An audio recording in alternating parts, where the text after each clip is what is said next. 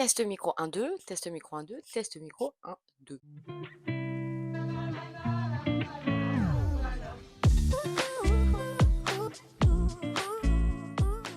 Salut l'équipe, j'espère que ça va bien. Moi, ça va du feu de Dieu. Cette semaine, c'est le 1er mai. J'avais pas envie de me prendre la tête à travailler trop puisque je suis de repos. Et du coup, je vais vous présenter comment est-ce que je crée une vidéo YouTube de A à Z et comment est-ce que ça se passe à partir du moment où je m'assois jusqu'au moment où vous voyez cette vidéo. C'est parti. Le premier point, c'est quand même de trouver une idée en règle générale. L'année dernière, c'était assez simple parce que je vous filmais plein de choses de mon quotidien et j'axais sur mon quotidien, ce qui faisait que même des choses un peu basiques, j'avais la possibilité de vous les filmer en temps réel. Sauf que là, cette année, vous avez déjà vu plein de choses de mon quotidien, donc s'il se passe pas quelque chose d'un peu exceptionnel, bah, c'est très très compliqué à gérer, quoi. Donc je me mets à chercher des idées partout, que ce soit des idées de comment est-ce que je fais ceci, de ce qui me plaît, des passions à droite à gauche, de ce que je m'inspire aussi beaucoup sur internet, des top 10, de ce que je préfère dans la vie. Une fois que j'ai cette idée, il faut que soit je l'écrive, donc en écrivant tous les points importants sur une feuille, soit que je me pose devant la caméra comme aujourd'hui et que je tourne. Donc une fois que ma vidéo est plus ou moins écrite, je dois venir la filmer. Donc pour la filmer, je la filme à l'iPhone, sous les mêmes principes que je prends mes photos. Je vous laisse voir sur ma chaîne. J'avais déjà fait une vidéo qui parlait de comment je faisais et comment je retouchais mes photos. Donc toujours avec l'outil caméra, toujours en baissant un petit peu l'exposition afin d'avoir une image un peu plus intéressante. Et depuis peu, j'ai ces petits micros qui sont super cool quand tu apprends à bien t'en servir. Il se peut que ça saute pendant l'enregistrement de la vidéo d'ailleurs. C'est vraiment mon test niveau longévité de la batterie. Cette vidéo aussi. Donc on fait encore des tests, c'est normal. Qui viennent se upload dans l'iPhone et qui envoie le son capté directement dans la vidéo. Je tourne en plusieurs petites parties de vidéo afin de check à chaque fois qu'on entend bien le son et qu'on vérifie bien la lumière, les éclairages. Et ça me facilite aussi au montage parce que je sais que tout est plus ou moins cadré et je sais où j'en suis. C'est ma façon à moi de monter personnellement. Le montage, c'est vraiment personnel à chacun, surtout que moi j'ai jamais eu de cours de montage, donc on m'a jamais vraiment appris à classer une piste ou à ranger les choses ou à faire de l'étalon ou ce genre de choses. Donc j'apprends vraiment sur le tas avec des vidéos et avec le logiciel de montage dont je vous parlerai juste après.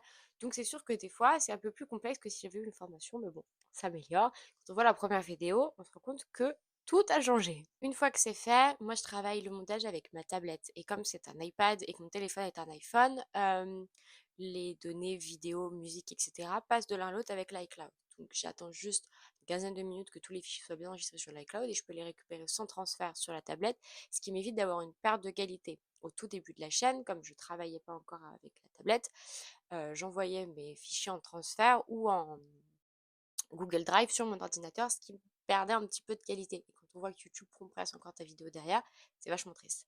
J'upload donc ma vidéo sur mon logiciel de montage qui est CapCut. Il possède une version classique et une version pro. Ça sert à rien d'avoir la version pro. J'ai clairement pas la version pro et je m'en sors très très bien avec. J'ai déjà fait au préalable mon générique. Donc le générique, j'en fais un par saison environ.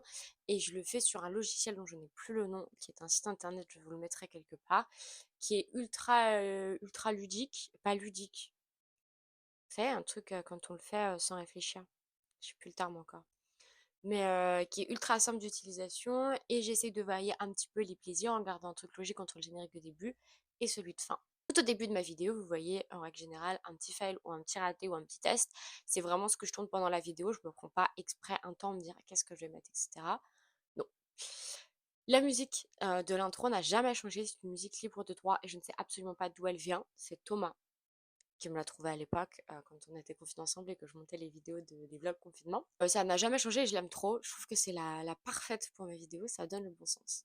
Ensuite, toujours le petit truc noir pour couper et je démarre mon montage. Donc j'aime chaque vidéo. Je fais surtout beaucoup de cuts. Je mets très rarement de transition.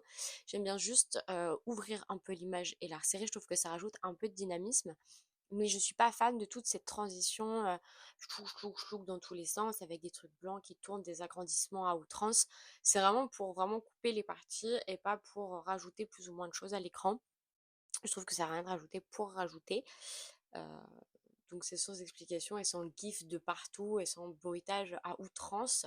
Je sais que Thomas m'a dit entre autres que je pouvais rajouter un petit peu de gif ou un petit peu de bruitage, mais des fois j'ai du mal. Après, on vient d'avoir une banque de bruitage assez incroyable sur CapCut, donc je sens que j'en rajouter, mais j'essaye de pas me, vous voyez, pas y aller pour y aller et que ça serve à rien et que ça desserve plus le montage que ça le sert. Une fois que c'est fait, des fois j'ai besoin d'inserts, donc comme là, tout ce que je vous montre et je vous illustre, c'est des inserts, donc je peux les ajouter aussi au montage sans problème. Après, il faut que ce soit vraiment carré parce que quand tu bouges, ça bouge. L'insert n'est pas collé, c'est embêtant. Sur CapCut, l'insert n'est pas collé à tout moment de vidéo, alors que le texte que tu ajoutes, si. Donc faut être sûr que ton début de vidéo bouge pas, sinon il faut recaler tous les inserts. C'est un peu le côté négatif de CapCut. Je sais qu'on peut également faire de la colorimétrie et de l'étalonnage. Je n'en fais pas puisque je n'ai pas le besoin là. Mais par exemple sur mon récap de l'année ou de l'été, j'aurais peut-être besoin un peu d'étalonnage et à ce moment-là j'apprendrai à m'en servir. C'est un outil qui est arrivé il n'y a pas longtemps et qui est vraiment performant maintenant. Donc on verra avec le temps. Ensuite, je vais venir m'attaquer à la partie sonore. Donc j'ai une banque de musique libre de droit qui est disponible sur YouTube Studio, que vous pouvez avoir dès que vous avez un compte YouTube. Donc c'est ultra cool. Moi j'aime bien utiliser toujours le même artiste qui est Nefex. Je trouve que ses vidéos sont géniales, enfin que ses sons sont géniaux et qu'il y a les versions instrumentales et les versions avec des paroles. Donc ce qui vous permet d'avoir un peu ce que vous recherchez dans des styles différents. Puis c'est toujours très dynamique, très construit. Moi j'aime beaucoup. Donc j'utilise beaucoup du Nefex, mais vous avez vraiment une bande qui est assez immense. Pareil pour les bruitages et les sons d'ambiance. Moi j'adore franchement, l'outil YouTube Studio c'est vraiment un très bon outil et j'ai pas besoin de plus. Donc je n'utilise que ça. Et je viens mettre des musiques quand c'est nécessaire. Au début j'en mettais tout le temps et beaucoup trop fort, c'était ridicule. Maintenant j'essaye d'en mettre mais j'en mets beaucoup moins, voire plus du tout alors qu'il y a des moments où ce serait super cool. Et je viens faire mon mixage sans faire de mixage, puisque CapCut n'est pas un logiciel de mixage et que je n'ai pas besoin de soi de mixage, puisque je n'ai pas besoin de plus ou de moins. Arthur, je sais que tu détestes ce que je suis en train de dire dans les commentaires.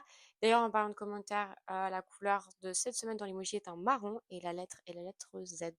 J'ai pas besoin de plus en fait niveau montage et sonore. Donc je me contente de ça et je refais mes niveau micro et niveau musique, puisque des fois le micro aussi va venir bouger et avec ces petits trucs là on n'est jamais sûr de la fiabilité, donc à tout moment le micro s'arrête et reprend et on a un bruit derrière qui est derrière, donc je gère avec et c'est difficile de composer avec le composant. Une fois que c'est fini, il faut venir exporter la vidéo, donc je peux l'exporter en plusieurs formats. Je l'exporte toujours en HD puisque c'est beaucoup trop lourd en 4K et ma tablette n'a pas assez de place pour l'exporter de la sorte. Alors ce serait super cool puisque YouTube va venir compresser les vidéos, on en parlera juste après. Je la récupère directement dans ma tablette. À côté, je vais faire la miniature. Donc la miniature, c'est toujours une photo que j'ai prise le jour même maintenant, que je viens aussi sur CapCut parce que j'adore les titres. Et là, pour le coup, j'adore les gifs qu'il y a. Donc je viens faire la miniature vraiment sur CapCut en attendant souvent qu'elle s'upload, que la vidéo s'upload sur YouTube ou avant quand j'ai eu le temps de la faire avant. Je viens modifier dans mes notes ma description, c'est toujours la même base, mais je fais une description de vidéo un peu cool, un peu variée avec mes réseaux, avec mes bons plans et avec ce qu'on va trouver dans la vidéo pour le référencement. J'arrive sur l'application YouTube, j'upload la vidéo avec un titre et j'attends que ça passe. Et là, vous croisez les doigts pour que ça passe niveau droit d'auteur. Et si ça passe, banqueroute, votre vidéo est uploadée avec moins de qualité puisqu'en fait ça compresse. Puisque quand tu bouges une vidéo d'un endroit ou d'un autre et que tu l'uploades sur quelque chose, la vidéo perd en qualité. Donc sur YouTube, ça perd en qualité.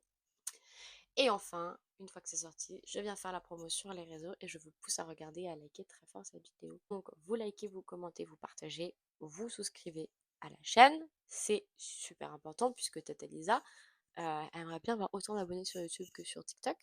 Hein, et on se dit à la semaine prochaine pour une nouvelle vidéo maintenant que vous savez comment je l'ai fait.